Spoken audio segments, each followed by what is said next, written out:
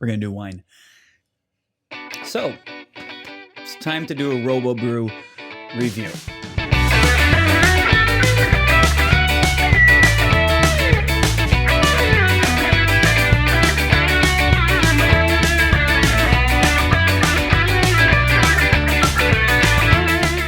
So I purchased the Robobrew from morebeer.com back in February. And it's finally time to get to a review, but it's really hard to do a review of the Robobrew without comparing it to the Grainfather. So unfortunately, that's what we're going to do. To start, I'll say I enjoy working on the electric brew-in-a-bag systems, which is why I have to compare these between the Grainfather and the Robobrew, because they're both electric brew-in-a-bag systems, and in each, you're getting roughly the same experience. And I went into all of my reasons why you might want to go with a system like that in the Grainfather video that I already made. So I'll link that one in the description. I'm going to give you a quick recap of what I like about these kind of systems, though. Big one, I like brewing indoors. Okay, last winter, I moved from the 10-gallon 3-vessel system outdoors to the Grainfather indoors. And that was huge, to be able to brew early in the morning while the kids are just waking up, to start the water heating and not have to go out to a literal freezing garage to get things started, or maybe the tap is frozen. So I enjoy brewing indoors. I enjoy automating parts of the process. The Grainfather and the Robobrew both automate things such as holding temperature, changing temperature, and timing. But I also like the brewing process, and each of them allow you or force you to still be part of the brewing process. So they are controlling temperature and time, and that's it. They will automatically, the Grainfather will automatically turn on the pump if it's part of your programmed settings. The Robobrew will not.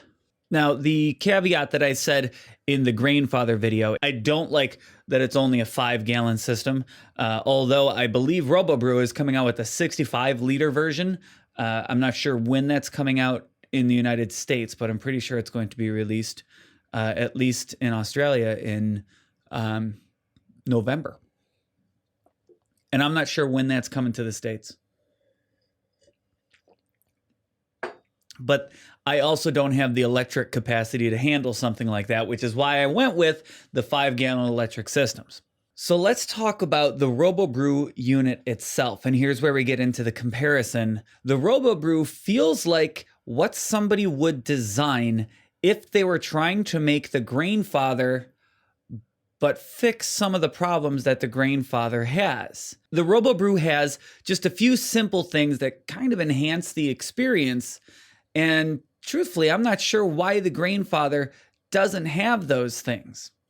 Now, the Grainfather does have other features that the Robobrew doesn't, and it's up to you to decide if those features, or the lack of those features on the Robobrew, I suppose, outweigh the price difference. So let's talk about those features.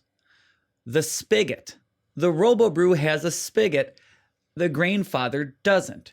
When you're done cleaning your Robobrew, you can simply open up that spigot down at the bottom and drain out all of your water or all of your cleaner. When you're using the Grainfather, you either have to pump that out, or I will use an auto siphon so that I don't put undue wear on the pump by maybe accidentally running it dry.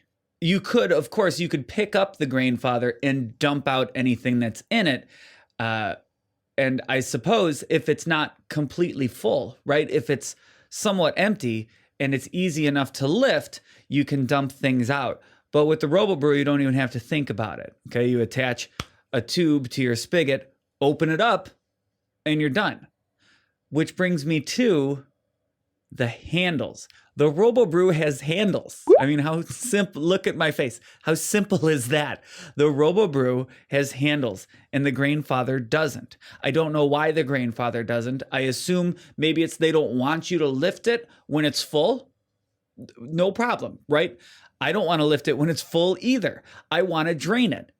I use the spigot, right? And I drain it. And then when it's almost empty, I can use the handles on the Robobrew to empty it out. The Robobrew also has handles on the lid, which is huge because if you need to take off the lid on a Grainfather when it's hot, you got to put your finger in the opening of that lid, and that's really hot. I use these gloves here, which are heat resistant and waterproof, and those are a necessity with the Grainfather. They are not necessarily a necessity. Ooh, did you hear that sentence? They are not necessarily a necessity with the Robobrew, but they are really useful, and I'll explain why in just a little bit. Now, the Robobrew uses a false bottom rather than the cylindrical filter that the Grainfather uses. I prefer the false bottom because I think it's giving me more surface area. Now, the pump on the Robobrew seems to be stronger than the pump on the Grainfather. And maybe it's because of that false bottom versus the cylindrical filter system that they have going, or maybe it's truly a more powerful pump, or maybe it's just my specific 2 units. However, the Robobrew pump seems to be working better than the Grainfather pump. And I understand that the Grainfather pump goes through a chiller at times, and that's why it would be slow, and the Robobrew doesn't. Which is a huge knock on the Robobrew, by the way, the chiller that I just mentioned. But I'll get to that again, because we're still talking about features. And another great feature on the Robobrew that the Grainfather doesn't have is the universal cam lock on the recirculation pipe. So you can use the cam lock with one hand. So I can hold the recirculation pipe with one hand, pop it open with the other hand, and easily remove it. On the Grainfather, with the twist fitting, with the threaded fitting, sometimes when I unscrew that, it also takes that check valve with it. So I have to have 2 hands on it, or sometimes even a wrench on the check valve, just so that I'm not forcing anything. And lastly, this is a small thing, but the Robobrew malt pipe lifting bracket, the piece to actually lift it out, has a small notch in it right in the middle, which is such a simple little thing, but it allows you to use a winch system, a winch or a pulley to lift the malt pipe, which can sometimes be heavy. Is it a big deal? No, but the Grainfather doesn't have that. That simple thing. Why not? Right? The Robobrew does. If you are somebody who needs that extra mechanical assistance of a winch or a pulley to lift that pipe, even get yourself a Robobrew piece, because it's better than the Grainfather version of that same piece. Now again, both units are the same thing. They're basically the same thing. They have all the same parts. So they have a main unit, they have an electrical element, they have some sort of filter system. There's a cylindrical filter on the Grainfather, there's a false bottom in the Robobrew, they have the malt pipe, they have the magnetic pump. So we have to go with the criticisms, right? Where the Robobrew lacks versus the Grainfather. And one of them, I haven't checked this with a caliper or a micrometer or anything. I think it feels like, to me, the overall thickness of the Robobrew, of each part of the Robobrew, the overall thickness of the metal in the grain pipe and in the actual unit is less than the Grainfather. The Grainfather feels like a sturdier build. The malt pipe feels thinner in the Robobrew. The actual units are put together in very similar ways. The malt pipe in the Robobrew is slightly shorter.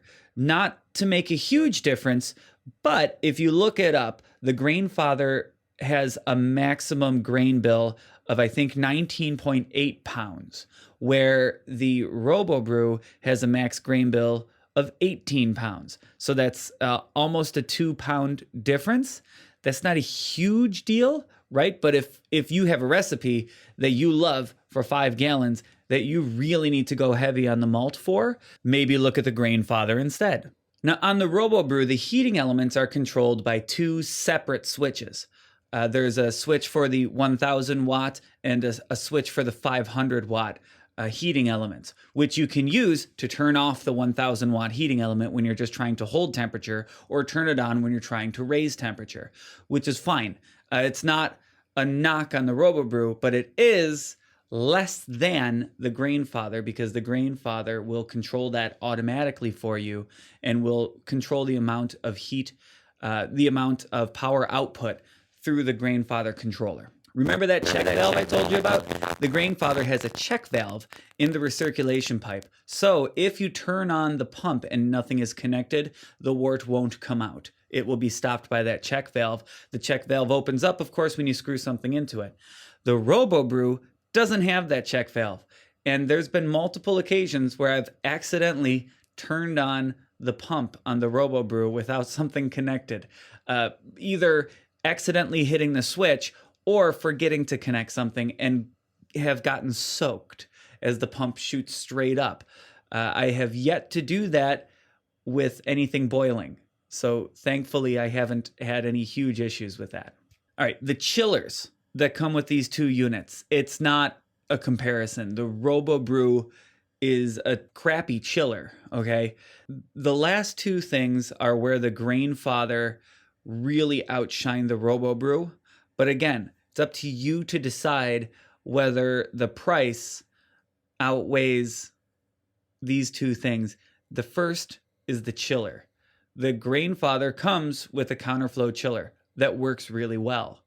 The Robobrew comes with a stainless steel immersion chiller, which doesn't. It also doesn't come with connections. So you have to provide your own tubing and your own hose clamps. And I can hear people in the comment section, even though I haven't posted this yet, I can hear people, well, that's nothing, that's pennies. Of course it is, right? But it's not included. It's something you have to piece together. You can buy extra compression fittings from Kegland if you want. But it still isn't going to help the fact that this immersion chiller is not good enough. Okay, if you're using the Robobrew, my number one suggestion is to get yourself a better chiller. I have one back here that I'm going to be reviewing very, very shortly. The next video is going to be of the Jaded Scylla, which is specifically made for the Robobrew and the Grainfather, and really ups the chilling game on the Robobrew, making it much closer to the counterflow chiller on the Grainfather. But the immersion chiller included with the Robobrew is really terrible compared between the Grainfather. And secondly, the controller. The Grainfather controller with the Bluetooth Connect can not only connect to your phone so that you can control everything through the app, which is great. You can pre-program in your recipes so that you can control everything and your mash steps from your app. On top of that, the Grainfather also has a controller that's at the top of the unit and facing up. So when you're standing there, you simply look down and control it. The Robobrew controller is not connected, so it's completely manual. It will go through program steps if you program them in, and there's button combinations and menus to go through to get your program steps in. It's got a much steeper learning curve than the Grainfather does. If you have Beersmith or any other software that will help you create recipes, you can transfer everything from that manually into the programmable. I think it has 6 steps on the Robobrew. So you will need to get yourself some recipe software on a phone, on your computer, or just go straight to pen and paper and math. Even putting the app aside, not being able to control it with the phone. Let's say that you have a version of the Grainfather, or you're looking at purchasing a version of the Grainfather that doesn't have the Bluetooth connectivity. It still puts the controller right up top and facing you, where the Robobrew puts it down flush with the unit and at the ground. So to control it, you have to be on your hands and knees. Now, what about putting the Robobrew up on a table? so that you don't have to be on your hands and knees to control the panel. That's fine until you need to lift out that malt pipe, because then you need to get up onto a ladder to lift up that malt pipe or to sparge. So between the two, the biggest differences are that controller and the included chiller. If you're buying a Robobrew, you might want to include a little bit extra to purchase a nice chiller for it, or maybe you have one. Maybe you have a nice chiller already, and the Robobrew is perfect then. But you might want to think about setting aside a little bit of money for a chiller as well. And if you don't already use the software helps a lot, so you don't have to do everything by hand. So, is the Robobrew worth it? Yes. Absolutely yes. It's less than half the price of a Grainfather. Not by much, but it's less than half the price of a Grainfather. So if the extra features that the Grainfather has don't matter to you, go get yourself a Robobrew. You can still buy yourself a great chiller, and still be hundreds of dollars less than buying a Grainfather. Both of them are good choices if you're looking into getting into all grain brewing and coming from extract, or even starting right away. It's going to be quicker and easier than piecing together a system like so many of us did.